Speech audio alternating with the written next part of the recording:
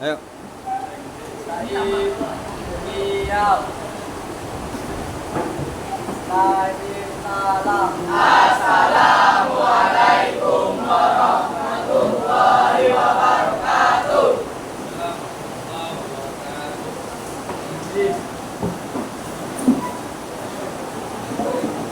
Sama-sama.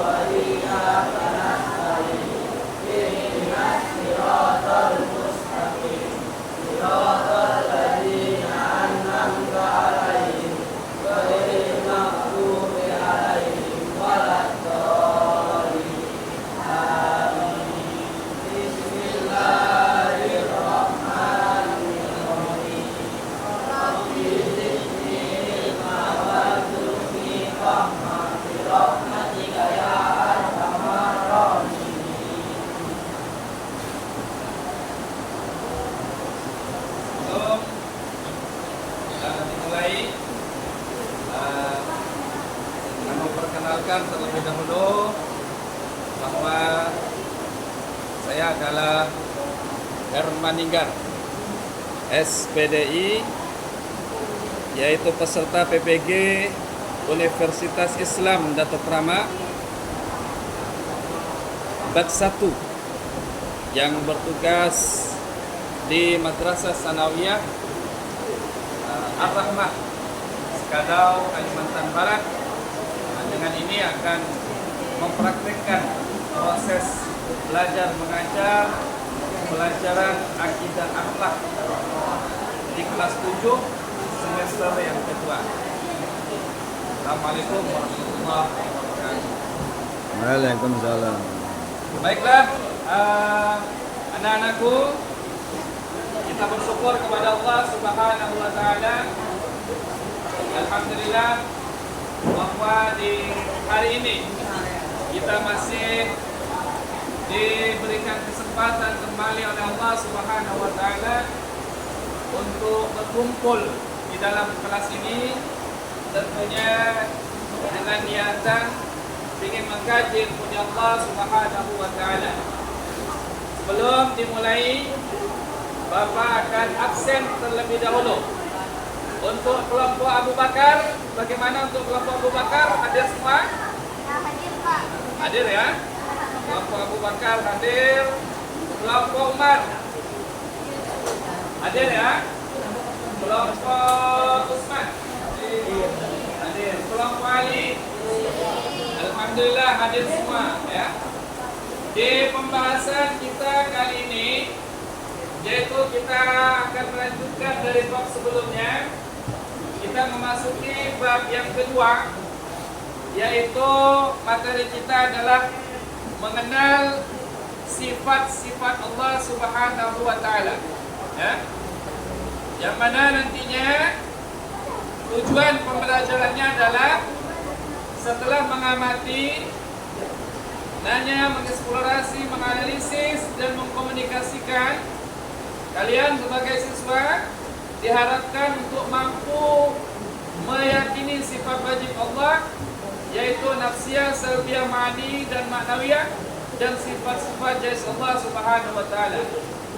Tujuan pembelajaran yang kedua, kalian sebagai siswa-siswi juga dapat membiasakan perilaku disiplin dan tanggung jawab sebagai cermin beriman kepada sifat wajib Allah, nafsiyah, salbiyah, ma'ani dan ma'nawiyah, dan sifat-sifat jais Allah Subhanahu wa taala. Maka nanti seperti biasanya pembelajaran kita, nanti Bapak akan ada pemaparan materi di audiovisual nantinya. Tolong kalian perhatikan, kalian cermati, kalian pahami. Dan langkah yang kedua, Bapak kasih waktu untuk kalian berdiskusi dengan kawannya. Dan nantinya langkah selanjutnya kalian menyampaikan hasil diskusi tentang materi yang telah kalian cermati, ya, yang telah kalian lihat bersama di audiovisual, yaitu tentang mengenal sifat Allah Subhanahu wa taala. Ya, siap? Siap? Siap ya? Oke. Bapak akan audiovisual.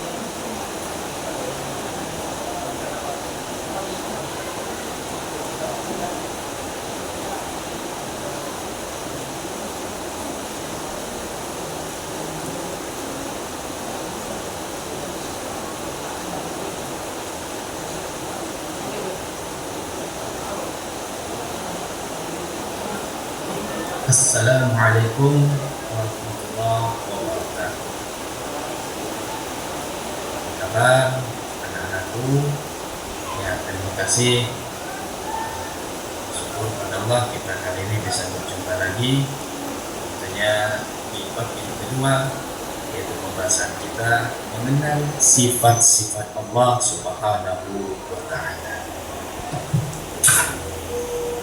Pembagian sifat-sifat Allah Subhanahu wa Ta'ala. Yang pertama, sifat wajib. Yang kedua, sifat mustahil. Yang ketiga, sifat jaiz. Sifat wajib adalah sifat-sifat sempurna yang harus ada pada Allah Subhanahu wa Ta'ala. Sedangkan sifat yang kedua, sifat mustahil, adalah sifat-sifat yang tidak mungkin ada pada Allah Subhanahu wa Ta'ala. Dan yang ketiga adalah sifat jaiz, yaitu sifat yang boleh ada dan boleh tidak ada pada Allah Subhanahu wa Ta'ala. Inilah pembagian dari sifat-sifat Allah Subhanahu wa Ta'ala. Pengertian dan pembagian sifat wajib Allah Subhanahu wa Ta'ala. Artinya, sifat wajib adalah sifat yang sempurna yang harus ada pada Allah Subhanahu wa Ta'ala. Jumlahnya ada 20 sifat wajib ini, dan pembagiannya itu ada 4. Jadi sifat wajib yang 20 dibagi lagi menjadi 4. Apa itu? Yang pertama adalah sifat nafsiyah, yang kedua adalah sifat salbiyah, yang ketiga adalah ma'ani, yang keempat adalah ma'nawiyah. Inilah pembagian dari sifat wajib Allah yang 20 dari 4 pembagian ini. Pembagian sifat wajib Allah Subhanahu wa Ta'ala. Yang pertama, sifat nafsiyah, yang artinya sifat yang menjadi sumber untuk memahami sifat yang lain. Maka sifat nafsiyah ini jumlahnya hanya 1, yaitu wujud adanya Allah Subhanahu wa Ta'ala. Maka wujud ini juga masuk kepada sifat nafsiyah, karena kalau tidak ada zat Allah, kalau tidak ada Allah, maka tidak ada sifat-sifat yang lainnya.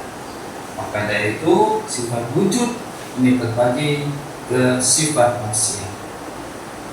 Yang kedua, sifat salbiyah, artinya sifat yang meniadakan, yaitu sifat-sifat di mana dengannya Allah Maha Suci dan tidak mungkin mempunyai sifat-sifat yang berlawanan dengan sifat-sifat itu.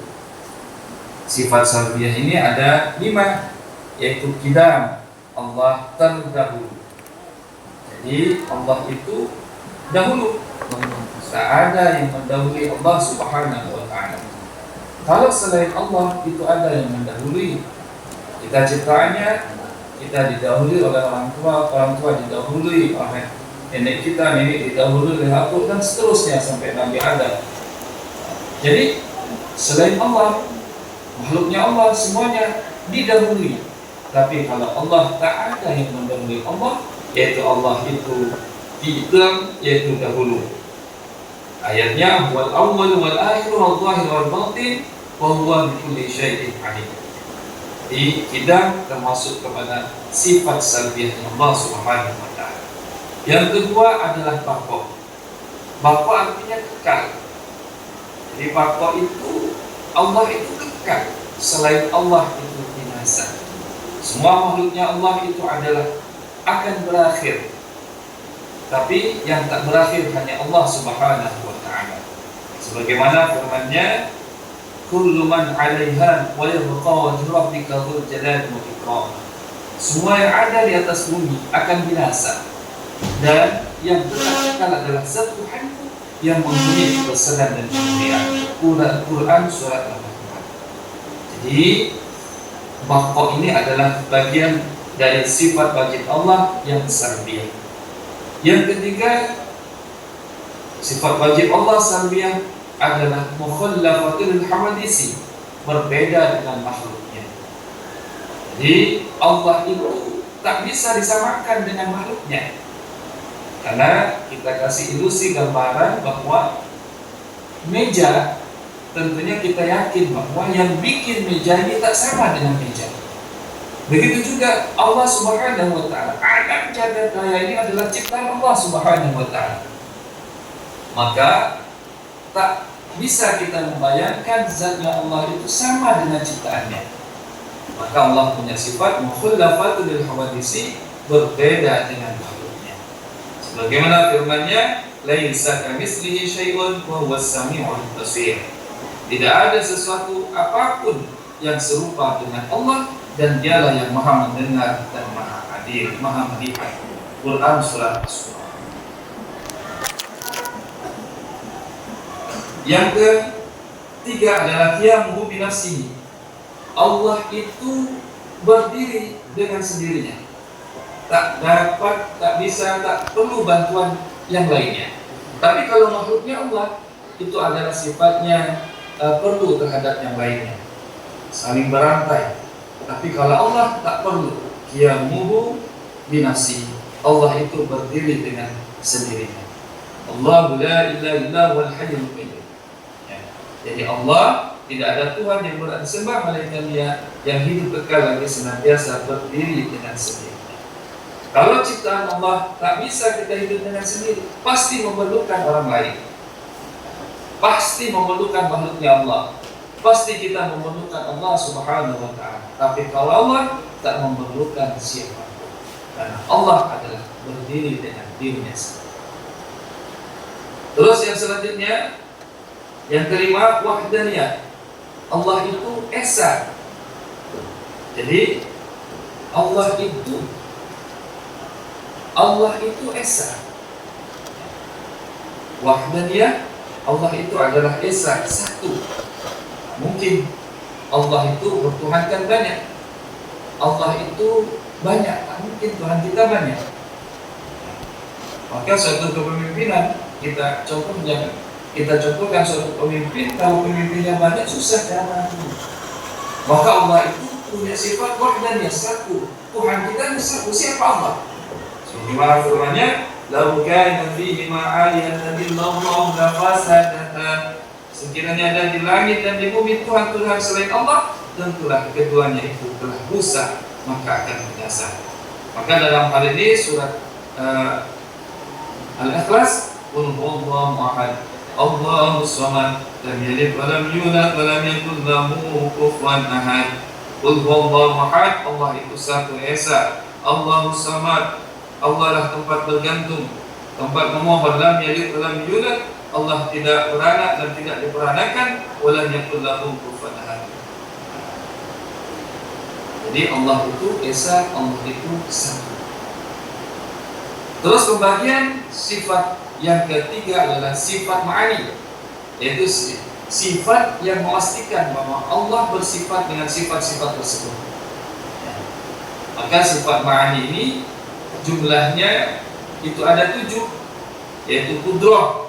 Allah itu maha kuasa. Kalau kekuasaan selain Allah Subhanahu wa taala ada batasnya. Tapi kalau Allah, kekuasaan Allah tak ada batasnya. Allah itu kuasa. Lillahi mulku samawati wal ardi wa ma fihim wa huwa ala kulli syai'in qadir. milik Allah kerajaan langit dan bumi dan apa yang ada di dalamnya, dan Dia Maha Kuasa atas segala sesuatu. Jadi kekuasaan Allah tak ada batasnya. Kalau kekuasaan makhluknya Allah ada batasnya. Presiden dibatasi 5 tahun, kepala desa dibatasi 5 tahun. Begitu juga penguasa-penguasa yang lainnya, kekuasaannya ada batasnya. Tapi kekuasaan Allah tak ada batasnya.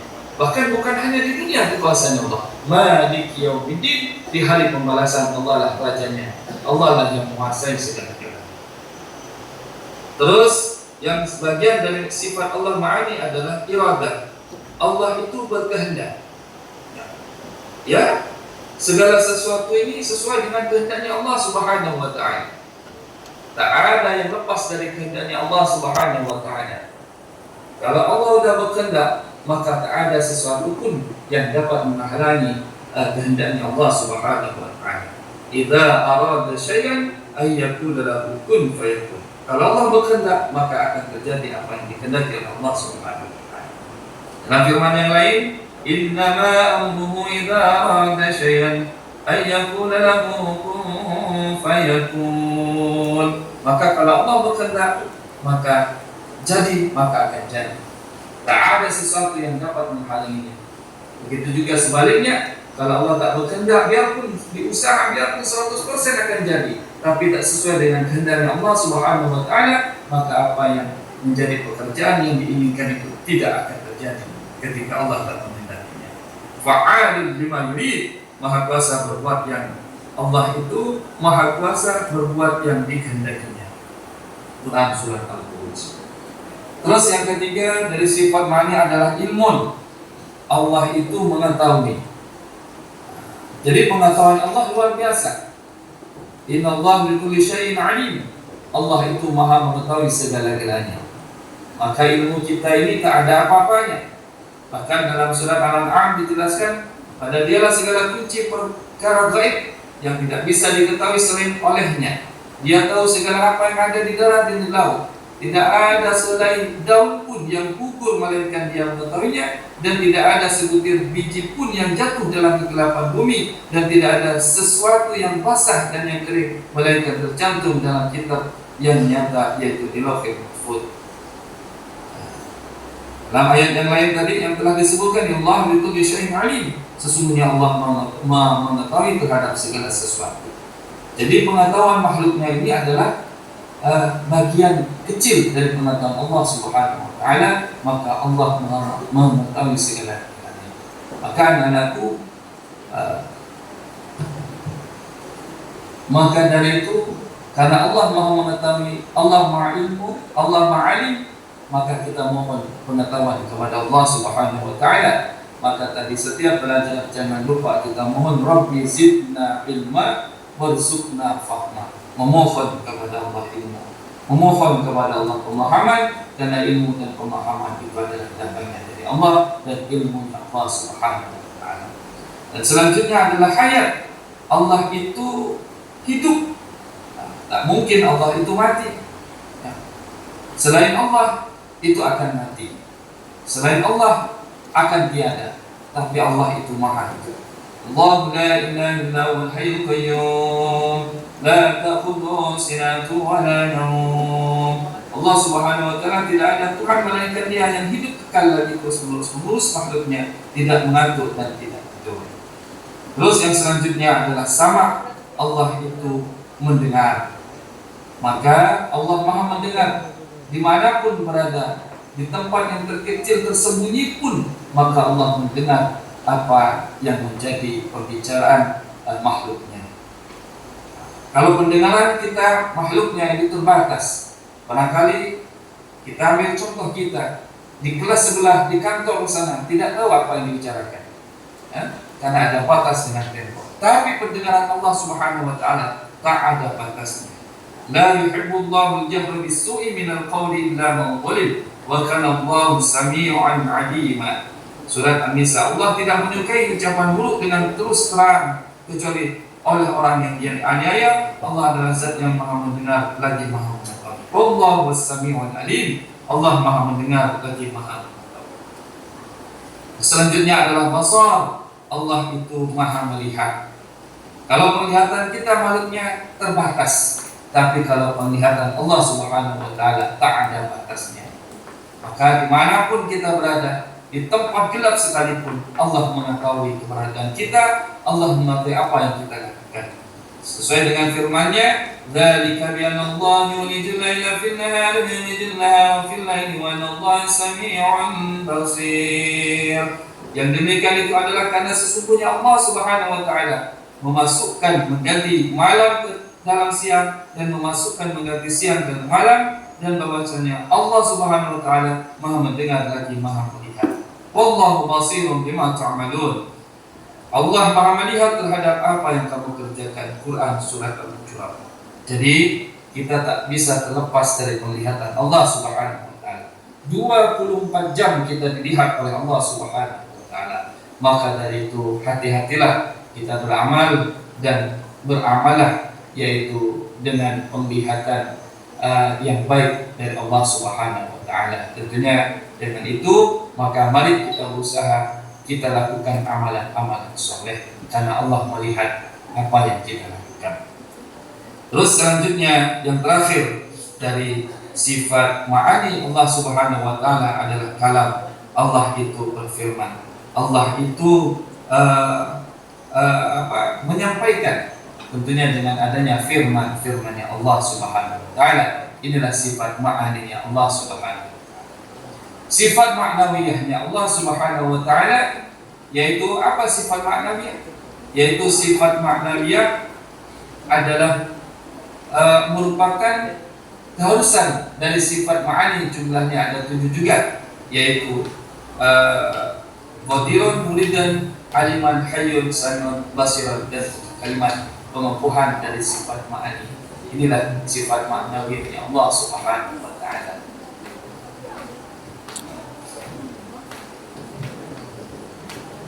Selanjutnya adalah sifat mustahil, yakni sifat yang pasti tidak ada pada Allah Subhanahu wa Ta'ala. Ini juga ada 20. Banyaknya tentunya sifat mustahil adalah kebalikan dari sifat wajib Allah Subhanahu wa Ta'ala. Dan sifat yang selanjutnya sifat jaiz, yaitu secara bahasa jaiz mempunyai arti wewenang. Secara istilah tentunya dimaksud dengan sifat jaiz adalah sifat yang boleh ada dan boleh juga tidak ada pada Allah Subhanahu wa Ta'ala. Sifat ini tidak dituntut pasti ada atau tidak ada. Misalnya penciptaan alam semesta ini, Allah bebas dengan kemauannya sendiri untuk menciptakannya tanpa ada yang maksa atau melarangnya. Begitu juga sebaliknya, Allah bebas pula untuk tidak menciptakannya. Sekiranya Allah berbuat sesuatu karena terpaksa, berarti ada yang memaksa. Hal ini berarti ada kekuasaan yang lebih tinggi daripada yang dapat memaksa dan melarang. Hal ini mustahil bagi Allah, karena Allah adalah satu-satunya Tuhan yang maha kuasa atas segala sesuatu. Firman-Nya, wa ma khalaqna as-samawati wal arda wa ma bainahuma illa bil haqq. Dan kami tidak menciptakan langit dan bumi serta apa yang ada di antara keduanya melainkan dengan kebenaran. Quran surat Al-Hijr. Demikianlah pembahasan tentang mengenal sifat-sifat Allah Subhanahu wa Ta'ala. Tentunya selamat memahami dan mengamalkan. Semoga kita diberikan kekuatan oleh Allah Subhanahu wa Ta'ala untuk mengamalkannya, sehingga bisa kita dalam hidup ini bisa mengenal Allah lebih dalam, yaitu kita beramal dengan didasari iman yang benar dengan mengenal Allah Subhanahu wa Ta'ala. Amin amin ya rabbal alamin. Allahumma muwaffiq ila aqwamit thariq. Assalamualaikum warahmatullahi wabarakatuh.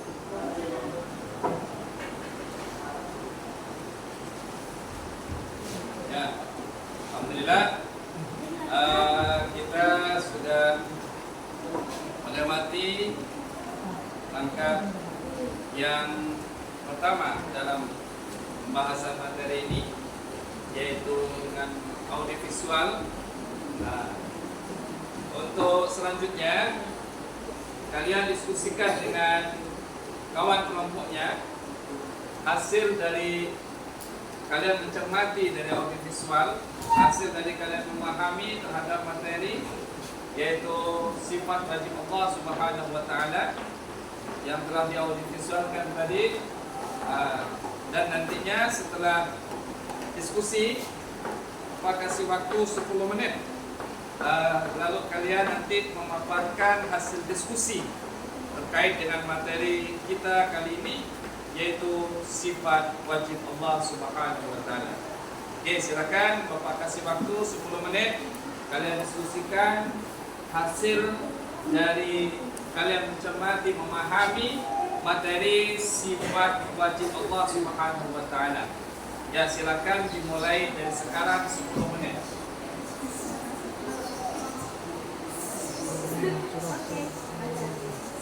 Oke, kita anggap sudah selesai. Sudah memasuki 10 menit ya. Waktu diskusi Bapak anggap sudah selesai. Nanti tinggal kalian menyampaikan hasil dari diskusi, yaitu terkait dengan materi sifat wajib Allah yang telah diaudiovisualkan tadi. Dipersilakan. Ya, untuk kelompok Abu Bakar terlebih dahulu, silakan untuk kelompok Abu Bakar. Assalamualaikum warahmatullahi wabarakatuh. Waalaikumsalam warahmatullahi wabarakatuh.